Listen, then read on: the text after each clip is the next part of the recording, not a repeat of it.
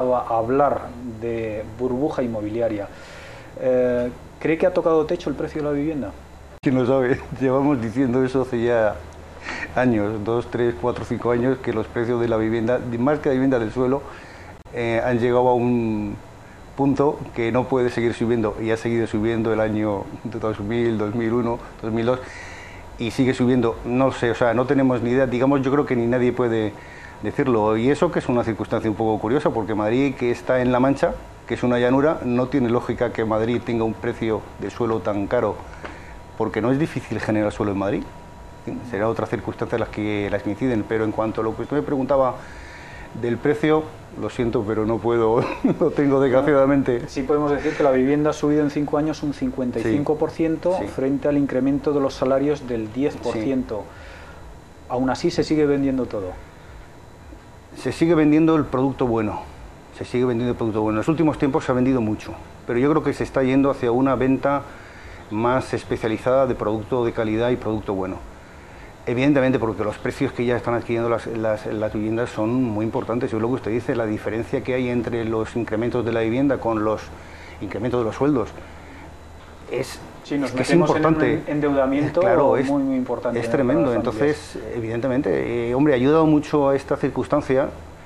Yo creo que dos hechos: la bajada de los tipos de interés con la entrada en el euro hace ya una serie de años, cuando ya entramos en el plan de estabilidad y todo esto, y las ampliaciones de las hipotecas, porque hemos pasado de una política tradicional bancaria de hipotecas de 10, 12 años a lo sumo, porque cuando ibas a hipotecas de más plazo, con los tipos de interés que entonces habían, claro, te ibas a unos plazos, a unas cuotas tremendas y prácticamente no pagabas cuota hasta el final, únicamente intereses. Carga financiera. Ahora, con los tipos de interés y sobre todo con las políticas de bancos de irse a 20, 25, 30 años, ha ayudado muchísimo, yo creo, a que la gente se pueda meter más en la vivienda. Bueno, desde que construyeron ustedes las primeras viviendas, ¿cuántos se han revalorizado hasta el día de hoy? Hombre, yo le puedo decir, recordando así, viendo papeles antiguos cuando yo no estaba, entonces, pero al fin, viendo de archivos y papeles antiguos, pues un piso en la calle Bolivia en el año 73, 74, costaba, un piso grande de 4 dormitorios, costaba 2 millones de pesetas, 2 millones y medio en el año 75. Ahora un piso ahí... Pero si nos remontamos pues a una historia mucho más reciente, desde hace un par de años, por ejemplo. Hombre, par de años... Sí, par de años, pues le puedo... Hombre, como referencia más que de precio de vivienda, le puedo decir que es, digamos, que para mí es más fácil tal vez referirme a precio de suelo. Precio de suelo, podemos hablar de que un precio en un sitio determinado de Madrid podría estar hace unos 4 años en las 80, 90, 100 mil, está entre 350 y 400 pesetas.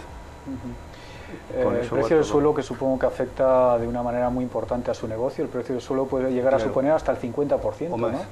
O más. Con lo cual, y eso nunca ha pasado, porque nunca ha pasado eso. Eso es una circunstancia que se está incrementando en los últimos tiempos y no tiene lógica. Bien, vamos a hacer ahora una breve pausa, continuaremos enseguida con este interesantísimo coloquio. Les recuerdo que si tienen cualquier duda, sobre todo aquello relacionado con la empresa familiar, pueden dirigir sus consultas al estudio jurídico Les Consult, el número de teléfono el 91-309-6330.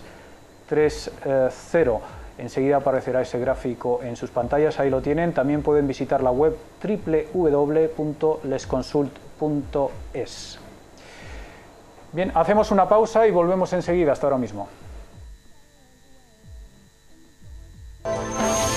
Personales, hablamos de los retos a los que se enfrenta la empresa familiar para conseguir con éxito la sucesión en las diferentes generaciones. Lo hacemos con José Hernández Mora, consejero de Nuevo Mundo, una inmobiliaria que está enfrentándose al cambio generacional, a punto de entrar en la tercera generación. También nos acompaña, como es habitual para hablar de estos temas, Antonio Sánchez Crespo, socio director del estudio jurídico Les Consult.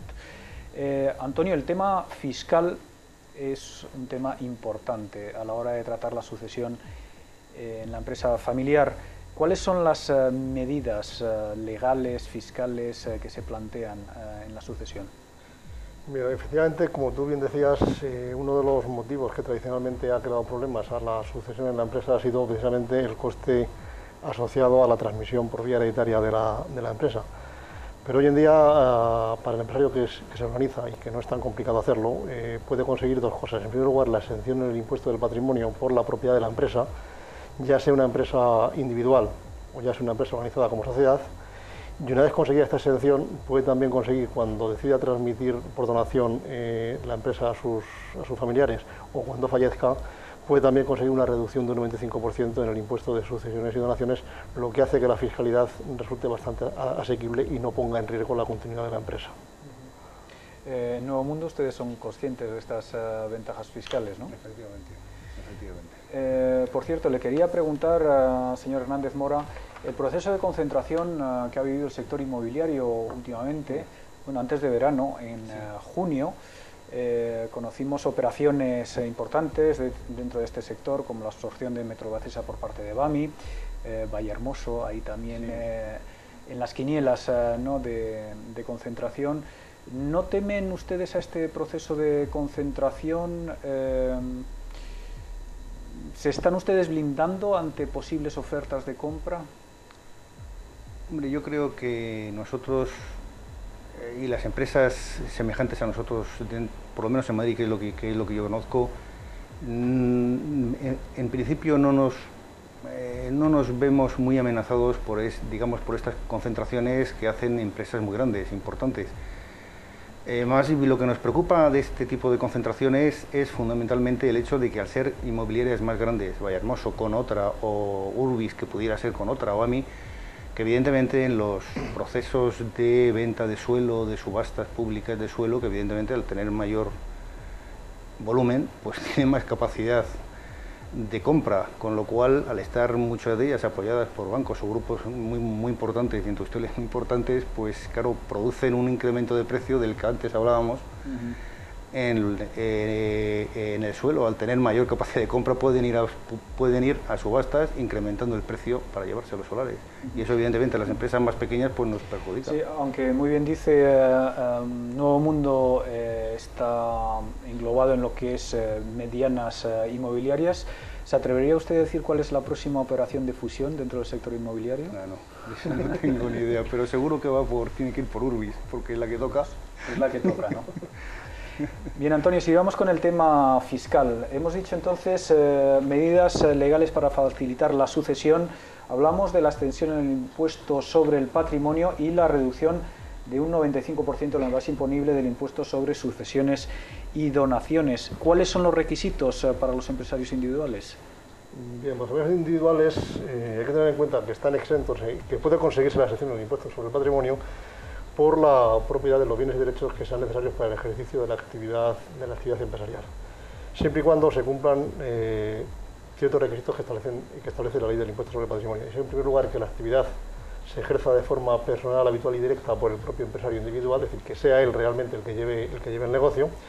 En segundo lugar, que los bienes que estén afectos al negocio estén afectos de manera directa y se utilicen exclusivamente en esa actividad empresarial o profesional. Y luego, por último, que los rendimientos que el empresario individual obtenga de esa actividad supongan más del 50% de sus ingresos por renta. De esta forma, la ley considera que ese empresario es más empresario que otra cosa, y a partir de ese momento puede conseguirse la exención del impuesto sobre el patrimonio. ¿Qué importancia tiene el sector inmobiliario en la empresa familiar? Ustedes supongo que no son los únicos, ¿no?, en este sector. No. Salvo las de las que hablamos antes, digamos, Vallehermoso, Urbis y estas empresas que cotizan en bolsa y que Metrovacesa, y que tal vez representen en volumen mucho, pero tal vez en cuanto a personal y todo eso, yo creo que no representan tanto como representamos todas las inmobiliarias familiares que hay, por lo menos en Madrid. No sé, estamos todos asociados en una asociación que esa es Prima, Asociación de Promotores Inmobiliarios, y viendo el listado, de las miembros de Asprima, prácticamente el 80-90% son pequeñas o medianas empresas y hasta muy pequeñas empresas. Yo diría que, yo no conozco estadísticas, creo que no las hay, pero yo creo que si en algún sitio, en alguna actividad, en algún sector es importante la presencia de empresa familiar, yo creo que en el inmobiliario, yo creo que está por encima de la media de ese 65% que hablamos que son empresas familiares, yo creo que está por encima de la media, creo yo, con bastante más amplitud que en otros sectores de actividad. ¿Y a ustedes les atrae la idea de salir a bolsa como las grandes o todavía no han alcanzado el tamaño suficiente? Ni tal vez querramos alcanzarlo, porque eso es jugar en otra liga. Nosotros por ahora estamos muy bien como estamos. ¿Qué previsiones de beneficios manejan para el conjunto del ejercicio? Pues es difícil decirlo, porque tal como están las cosas... En el 2001 hemos asistido a una facturación de 10 millones de euros. 10 millones está equivocado. Está equivocado, perdón. Sí, 100 millones. Ya creí que faltaba algún cero ahí, ¿no? Sí. Bien, pues rectificamos esa cifra, por supuesto, pero sí, esto supone un incremento del 15% respecto al año anterior. Y este año, pues por ahora, tal vez incrementemos un pelín la cifra del año pasado. Por ahora vamos bien. Veremos lo que pasa después del verano y... ¿Se están resintiendo, mejor dicho, de toda esta coyuntura, crisis económica? Se ha notado algo, se ha notado algo. Lo que pasa es que es un sector, tal vez por lo que comentábamos antes de lo de valor refugio, la vivienda, tal vez el hecho de la bajada de los mercados financieros pues nos ha ayudado. Entonces, aunque hay un cierto parón general, la gente te comenta y todas esas cosas, pues nosotros... En el sector inmobiliario la gente ha seguido vendiendo, no con alegría de hace unos meses, un año, pero en fin, yo creo que como valor refugio sí se está produciendo, pero estamos notando un cierto parón, una cierta, por lo menos, más tranquilidad en la compra.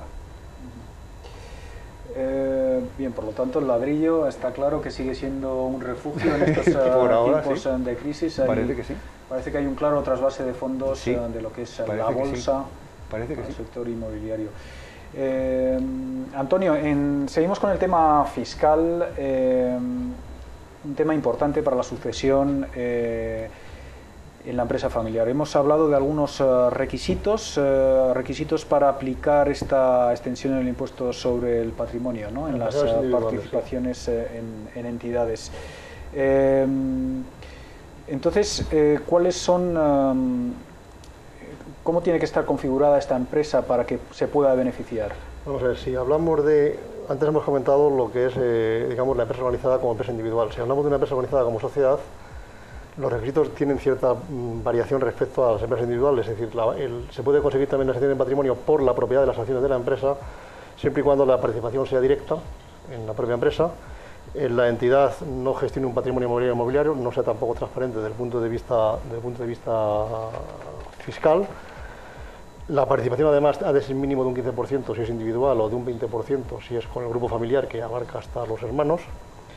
Luego, uno de los miembros de la familia tiene que ejercer efectivamente funciones de dirección dentro de la empresa, también como otro requisito añadido más para que